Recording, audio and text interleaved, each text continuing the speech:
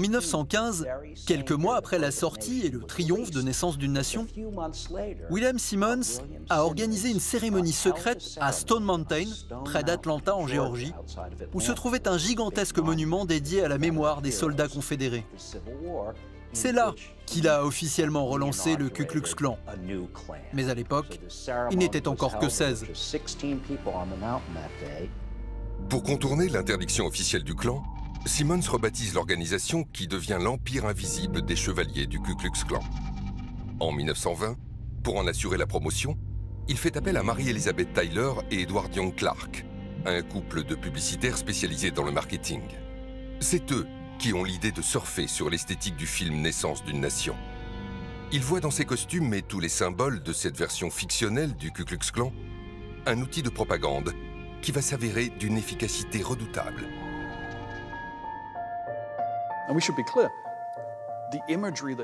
Soyons clairs, toute l'imagerie du clan avec ses uniformes ou encore la célèbre cérémonie de la croix enflammée, tout cela vient du livre The Klansman et du film Naissance d'une Nation.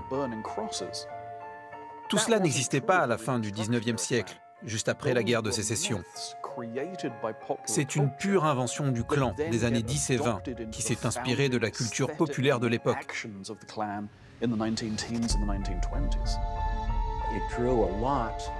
Ils se sont beaucoup inspirés du folklore écossais et anglais.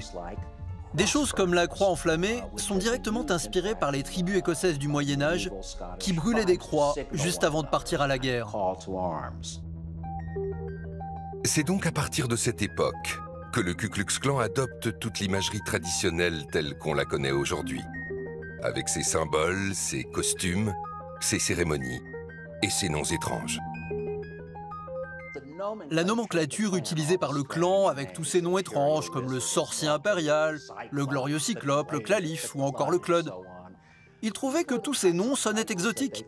Ils pensaient que ça venait de la mythologie égyptienne, ce genre de choses. La plupart de leurs noms commençaient par les lettres KL, comme clan, les clalifs, les clavernes, etc. Ils trouvaient que ça sonnait plus exotique, comme les noms du Moyen-Orient. Une lettre K qui est également à l'origine du symbole du Ku Klux Klan. Une croix blanche sur fond rouge. Un emblème qui apparaît sur les badges cousus sur les robes des Klansmen et plus récemment sur les drapeaux qu'ils portent au cours de leur rassemblement. Ils portent ce badge avec dessus le symbole qu'ils appellent l'insigne de la goutte de sang. C'est un grand X avec en son centre une goutte de sang. Le X, ce sont en fait 4 K incrustés les uns aux autres qui veulent dire Knights of the Ku Klux Klan. Et pour ajouter une aura de mystère supplémentaire à ce nouveau Ku Klux Klan, ils vont même jusqu'à développer toute une symbolique librement inspirée d'autres sociétés secrètes, comme l'Ordre des Templiers ou encore les francs-maçons. Le clan s'est inventé une sorte de mythologie. Une partie de leurs noms et de leurs grades s'inspire directement de la tradition catholique. Et c'est le cas de beaucoup d'autres fraternités qui s'inspirent, elles aussi, de symboles chrétiens. Le clan possède 7 symboles, comme par exemple la capuche, la robe, l'eau ou encore l'épée. Pour eux, chaque symbole a sa propre signification et ils sont tous en rapport avec le christianisme. 7 symboles officiels du clan. La Bible, qui est le fondement même de cette organisation aux racines chrétiennes. Le drapeau, que ce soit le drapeau confédéré, symbole des États du Sud, ou la bannière étoilée, symbole national américain.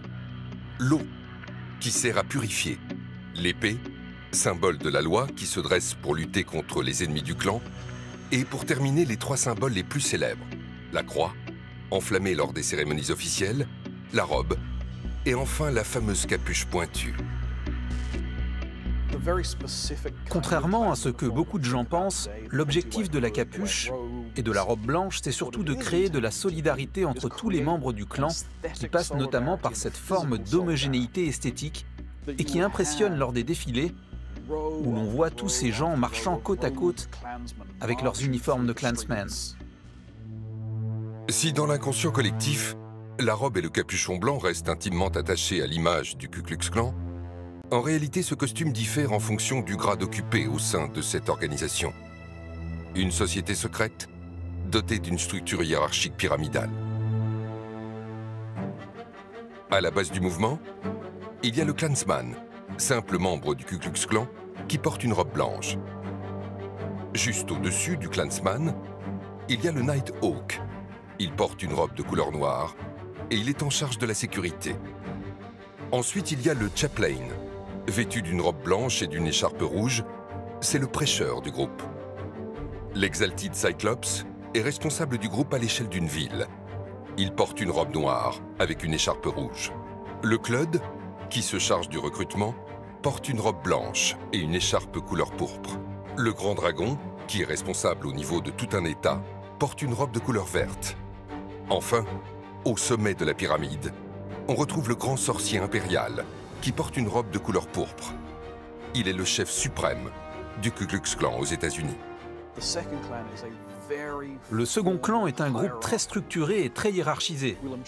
William Joseph Simmons s'autoproclame premier grand sorcier impérial et dirige tout un système qui existe aussi bien à l'échelle nationale qu'au niveau local. C'est une forme de pouvoir vertical. Quand j'étais Grand Dragon, j'avais l'habitude de dire à tout le monde tous ces titres comme Grand Sorcier Impérial ou Glorieux Cyclope, tout ça, ça ne veut pas dire grand-chose. La seule chose qui compte, c'est d'être un Klansman et de porter une robe blanche. Cette stratégie de communication par l'image est un succès. Au milieu des années 20, Hiram Evans, le nouveau grand sorcier impérial du Ku Klux Klan, est à la tête de près de 4 millions d'adhérents et d'une fortune de plusieurs dizaines de millions de dollars. Il est alors l'un des hommes les plus puissants et les plus influents des États-Unis. En 1925, il organise une grande marche du Ku Klux Klan à Washington, la capitale américaine. The Klan's attitude was, if we wave a flag and invoke the name of God, then our cause is just. En 1925, ils ont organisé cette grande marche sur Washington en partant du Capitole. C'était énorme. Il en venait de partout à travers le pays. La ville était envahie par le Klan. Cette marche a rassemblé plus de 40 000 Klansmen qui ont défilé sur Pennsylvania Avenue en direction de la Maison-Blanche. C'était un spectacle incroyable. Et c'était aussi une démonstration de force de la part du clan qui affichait là sa puissance à la face de toute l'Amérique. Une démonstration de force qui a un objectif: imposer les idées politiques xénophobes du Ku Klux Klan. Mais les temps ont changé depuis la guerre de sécession. Désormais, leurs ennemis ne sont plus seulement les Noirs. Le problème qui se pose aux États-Unis, c'est en effet une immigration massive, mais une immigration massive qui vient d'Europe. C'est un problème, si vous voulez, qui fait que des Américains en place depuis longtemps, avec des grands-parents américains ou des arrière-grands-parents américains, etc., considèrent que les nouveaux venus constituent un danger. Certains étaient des catholiques du sud de l'Europe, d'autres étaient des juifs venant d'Europe de l'Est. Et ils craignaient ce que certains appellent aujourd'hui la peur du grand remplacement. Pour pouvoir imposer cette thématique du grand remplacement, le Ku Klux Klan a un argument imparable: la pègre. À cette époque, à New York, Chicago et Las Vegas, les parrains de la mafia, symbole du crime aux États-Unis, s'appellent Al Capone ou Dutch Schultz. Et ils sont souvent d'origine italienne ou juive. Pour le clan, ils sont partout. Ils sont partout, donc il faut lutter contre eux de toutes les manières possibles et imaginables. De là, des lois sur l'immigration en 1921 à 1924.